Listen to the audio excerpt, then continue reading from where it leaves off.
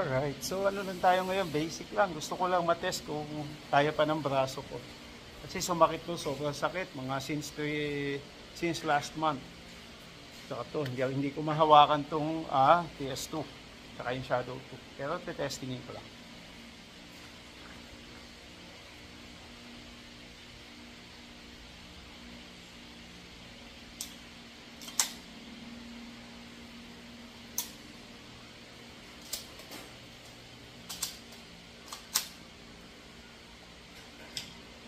Hi there!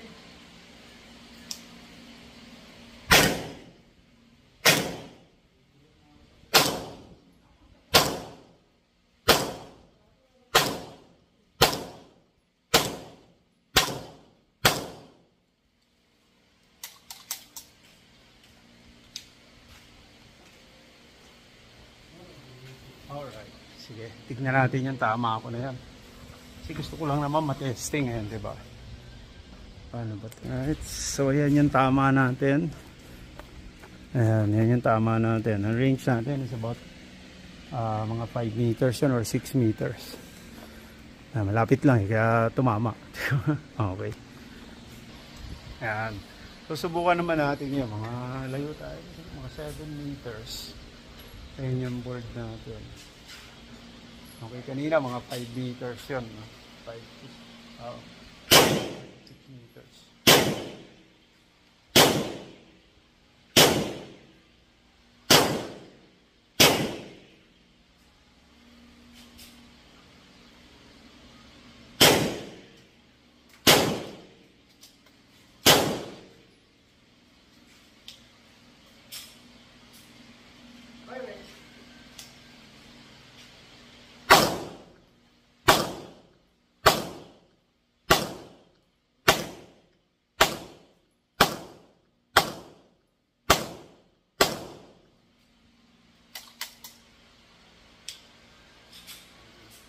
So that's around 7 meters, 7.5.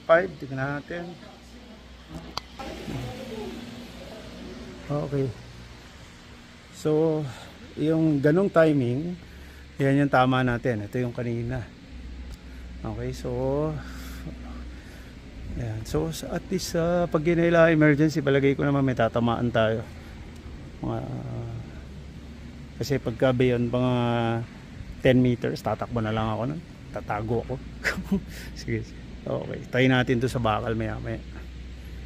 Siya nakalimutan ko i-on. Anyway, tignan natin yung ginamit ko yung JR. Ginamit ko yung links na belt. Pero wala mang kinalaman yun. Pero yan tama ako. Ganun din. 10 shots sa head. Tapos 10 shots sa center mass. So parang yung ginawa ko din kanina. Ano lang. Tinitignan ko lang, tapos yung timing. Pero anyway, same timing lang din nung kanina, yung cadence ng putok. Nakalimutan ko yun yung camera eh. Anyway, ayan, subukan ko yung plate naman. Ay, yung plate konti. Tapos yung Shadow 2. Bira ko iputok talaga yun eh. Bago ibenta, maputok man lang. Ayan, bago ko ulit makalimutan.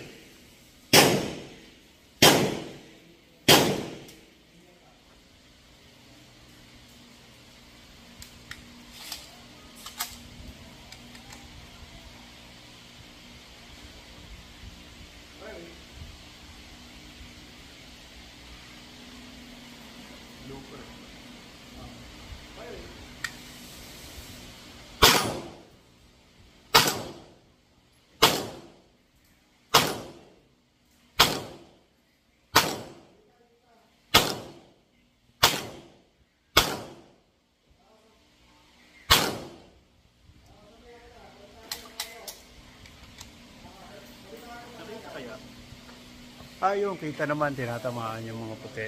Yun sa malayo. Alright. Testingin natin Shadow 2.